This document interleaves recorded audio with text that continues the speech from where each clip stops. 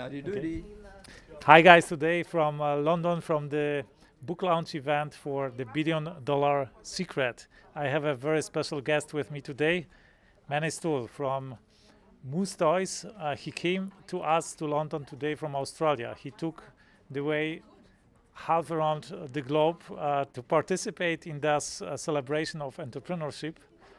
And Manny is an extremely successful entrepreneur, not only self-made billionaire, but also the World Entrepreneur of the Year 2016.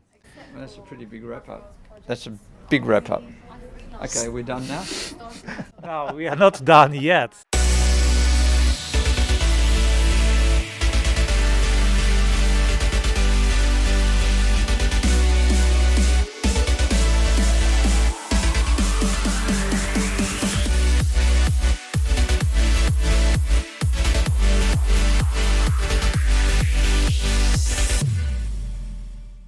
Manny, I would like actually to find out what was your motivation to actually participate in the World Entrepreneur of the Year event. You just wanted to win, right? This was your main motivation. No, but once I was in it, I wanted to win.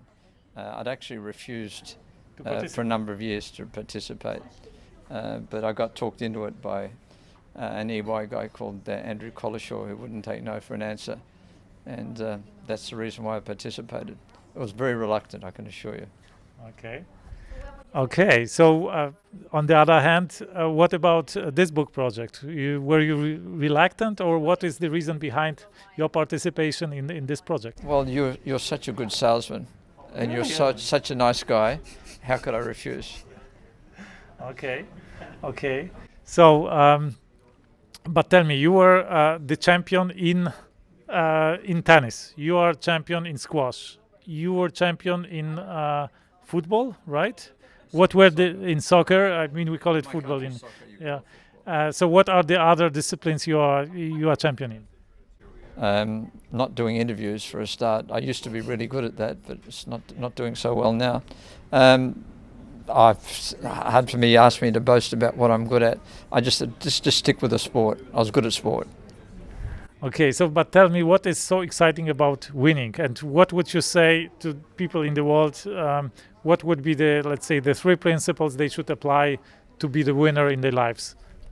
You've got to be determined. You've got to have the fire in the belly.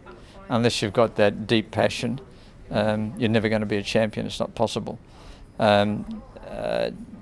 Work hard at it, and train at it, and be totally committed. And I think the total commitment is probably the most important of all. Okay. You know, in my book, I write about the 3 levels of success, about the drifters, about the millionaires and billionaires. And what I found out is that millionaires and billionaires usually have different motivations. And I know one of your great motivation is winning, right?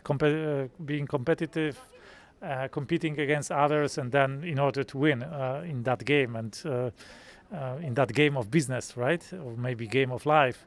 What are the other motivations that you have that drives you in your enterprises, that drives you to achieve so much in business?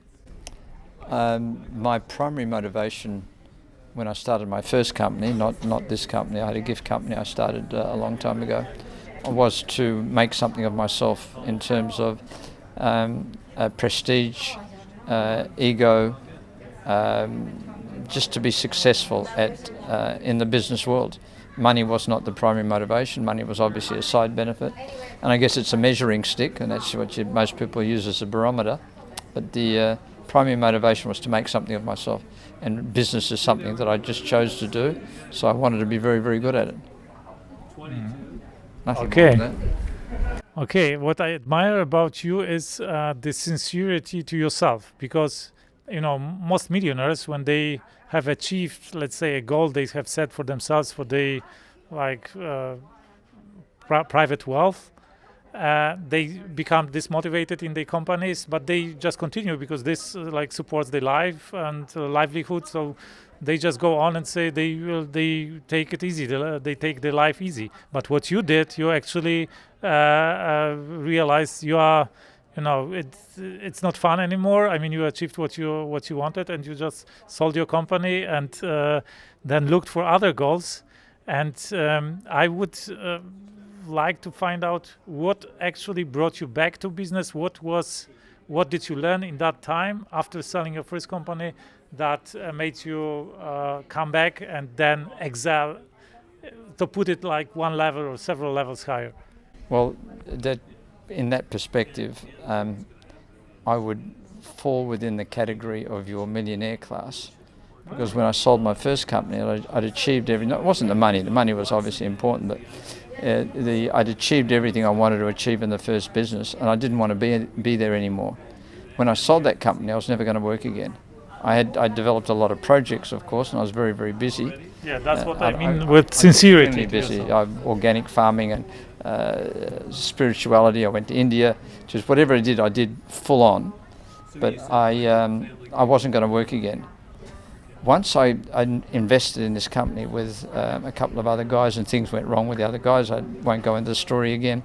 I ended up buying them out. And I shifted I'm originally from Perth, so I shifted from Perth to Melbourne to fix the company up. Once I was there and once I was in, then the whole thing came back again of wanting to win, wanting to achieve, wanting to whatever it was.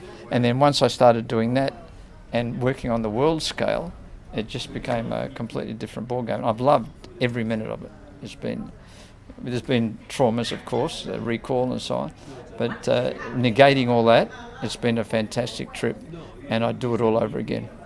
Okay, wonderful. It is such an inspiration to learn from you, and there is a lot of wisdom from you in that book, The $1 Billion Secret. Apparently you have read many books. What is different about this book?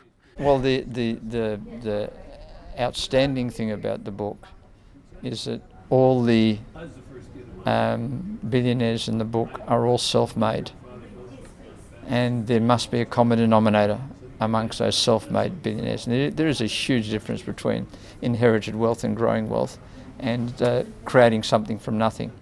So there would be a lot of wealth and information in the book that would be very, very helpful for people that want to aspire to the same. Okay.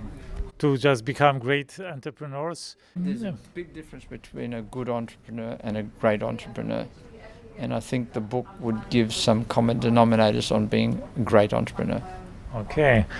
Thank you for being with us today. It is a great honor, apparently, to host you here. And I wish you many successes in your endeavors and maybe becoming the #1 toy company in the world, if you aspire to that. Well, I certainly hope so.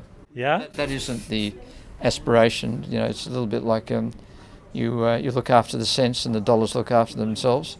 We'll keep doing what we're doing. We'll keep creating new brands, creating new ideas, getting great people on board, changing the way we operate. If #1 comes as a consequence of that, that'd be great. But it's not a specific goal. Okay, wonderful. Thank you, Manny, for this great interview, for your wisdom.